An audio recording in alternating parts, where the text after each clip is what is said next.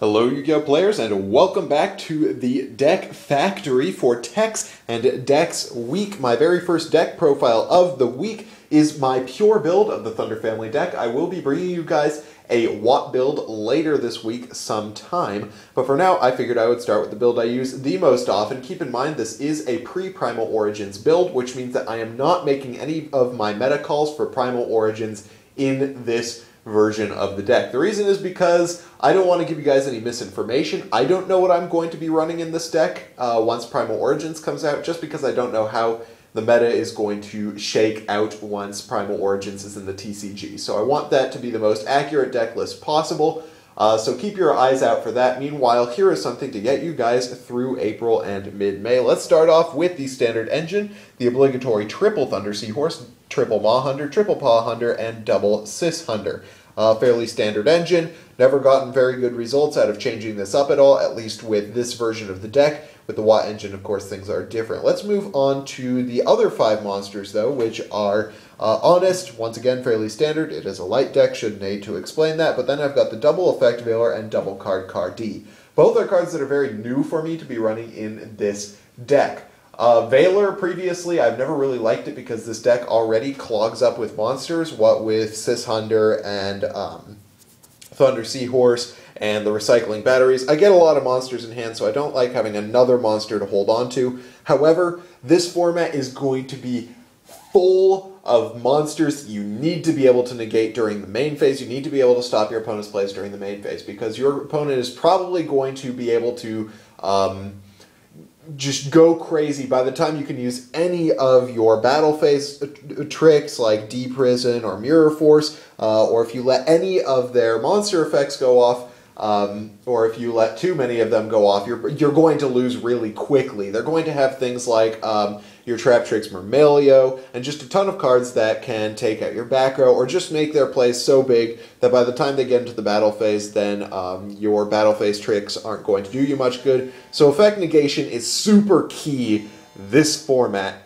So I'm willing to run Effect Veiler. It also has the added bonus of being able to activate during your opponent's very first turn, if it's the first turn. So even if you haven't gotten to set any back row, you can still use that Effect Veiler so that you aren't fighting an uphill battle once it comes to be your turn. You can block your opponent from going into those Pleiades plays or those Dragon Sack plays or whatever their deck does at the time. Card D is currently taking up the slot that used to be taken up with the Violon Prism that I am using in my side deck right now. The reason I took out Violon Prism is because level 8 Synchros, frankly, are not as good as they were last format. And so I figured that I would rather have a card that gives me access to more combo pieces than a single combo piece that doesn't do that much good for me on its own in my main deck. So Card D gives me an extra plus, which is nice. One of the problems I used to have with it is yet another card that takes up a turn between Thunder Seahorse and Duality and Card D. That's a lot of cards in your deck that stop you from special summoning for a turn. However, this format and the last format have been fairly slow. This format looks like it's going to be even slower than the last one, so taking that turn to get the extra plus off of Card D is absolutely fine, especially since it allows you to dig 2 turns down into your deck before your next turn. Let's move on to the spell lineup. We've got the triple recycling batteries. I've explained that before. I love this card. I wouldn't run any less than 3 of it in this version of the deck because you absolutely need it. It's good early game, it's good mid game, it's good late game. It's never been cloggy and it's never been dead for me. A lot of people think it's cloggy. I disagree.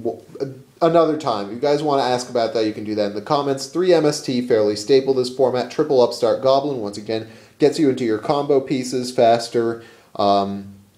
And so it reduces the size of your deck, and I really don't need that extra space in my deck, so reducing the number of cards in my deck seems to be a more prudent play than adding in extra cards to fill up that gap. Then the double pot of Duality. The reason why I don't run 3 is because it once again does stop you from special summoning, so every time you run into it, it stops you for a turn, which means that if you draw into it in a turn when you want to make an Xyz play, you have a conflict of interest, so you have at least 1 card in your hand that's going to end up dead for a turn. I'd rather, if I'm going to have multiple cards at the same time that are going to take up a turn. I'd rather have a card D instead of a third duality, because at least the card D gives me another plus, which allows me to dominate the game through hand advantage.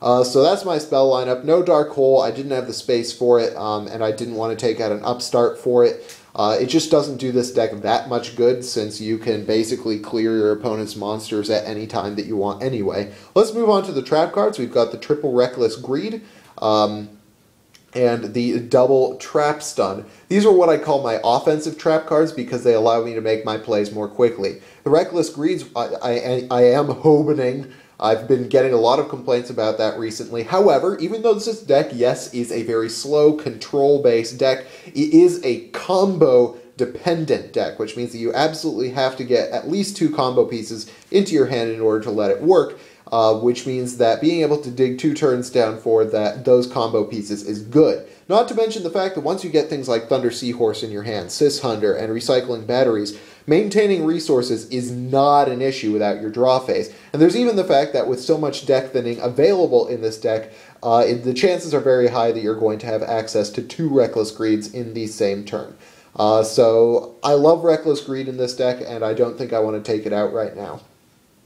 Trap Stun also enables plays. There's going to be a lot of back row in this format, and if I'm going to take on decks like Geargia, I want to be able to make big plays as quickly as they can, or even faster, so then when it comes to the time that it goes to their play, I've already dominated the field, and I don't want to have to worry about trap cards. So Trap Stun is really good. It allows me to go off with my big combo plays. Once again, monster effect negation is key, so I'm running double Divine Wrath, double Fiendish Chain. Divine Wrath is one of the techs that I'm going to be talking about this week in Techs and Decks Week.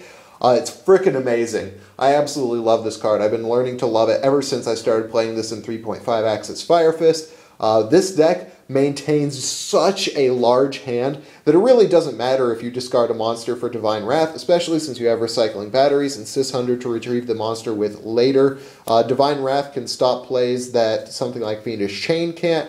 It can stop your opponent's Yamato. When they go to the end phase, you can Divine Wrath their Yamato, and they can't lance it, they can't hair it, they can't do any of the things that Bujins usually do to protect from trap cards. This can stop Ophion. It can just stop so many plays. It stops graveyard plays. It stops hand traps. Just crazy shenanigans you can do with Divine Wrath. And in a deck that maintains such a large hand and has so many recycling powers, this card is just spectacular. And then there's, of course, Fiendish Chain, which is a little more vulnerable to things like Lance and MST, but being able to block that attack and getting that extra monster negation is really huge for this deck. Then you've got your 3 limited trap cards that I'm using. I'm deciding not to use compulsory this format, because if I'm going to have to remove a monster from the field, I'd rather have either used a monster effect to do that, or have stopped the monster from hitting the field in the first place. And then finally, I do have 1 Mirror Force, because sometimes your opponent just has an established board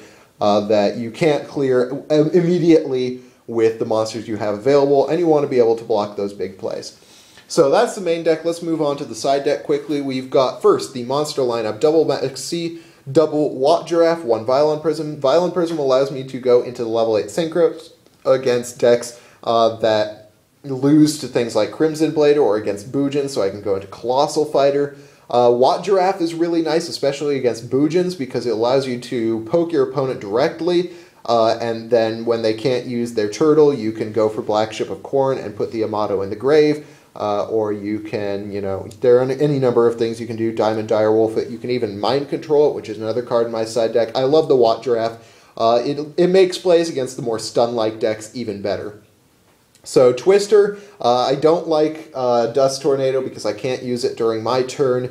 And it also loses to Decree, which this deck has some issues with, as you can see, and Decree is going to be more popular with Bujins. Got the D-Fissure, fairly obligatory. Mind Control is really good for this format. You can take control of Bear, you can take control of things like, what's the card? Geargi Armor. This is another one of my techs that I want to talk about this week, so I'll talk about that more later. Then I've got the double DNA Surgery, 1 Soul Drain, double deck Devastation Virus for the Geargia matchup, for the Harpy matchup, and for the Mermail matchup. And then you've got the double Magic Deflector, which I talked about earlier today in my tech discussion video. The extra deck is fairly self-explanatory. You've got your level 8 Synchros, you've got Cowboy, Abyss Dweller, tempted to put in another one of the Abyss Dweller, Maestro, Diamond Dyer. Heartland Draco is really good because it eliminates the grind game. If your opponent is down to not very many life points, you can go into Heartland Draco, attack them directly, and if you've got traps done, you can basically win right there. You've got double Paladynamo, 1 Arc Knight, 1 Black Ship of Corn, 1 Constellar Mega, a Crazy Box for Deck Devastation Virus. No, I do not own an Exciton Knight. I've been having major issues getting one, and I don't want to go and buy one online yet. I might resort to doing that later, but when it comes time, I might take out a Diamond Dyer or a Maestro for the Cowboy, and possibly, or not the Cowboy, the Exciton Knight, and possibly another one for a second Abyss Dweller. So that's the deck. Hope you guys like it. If you did, hit that thumbs up button. If you didn't, let me know why in the comment section below. And then, of course, subscribe for more decks discussion, analysis, and general Yu-Gi-Oh! Shenanigans. Meanwhile, thank you guys for watching Yu-Gi-Oh! and Business Casual. I am your host, the RJB0, and I got a jet. See you guys.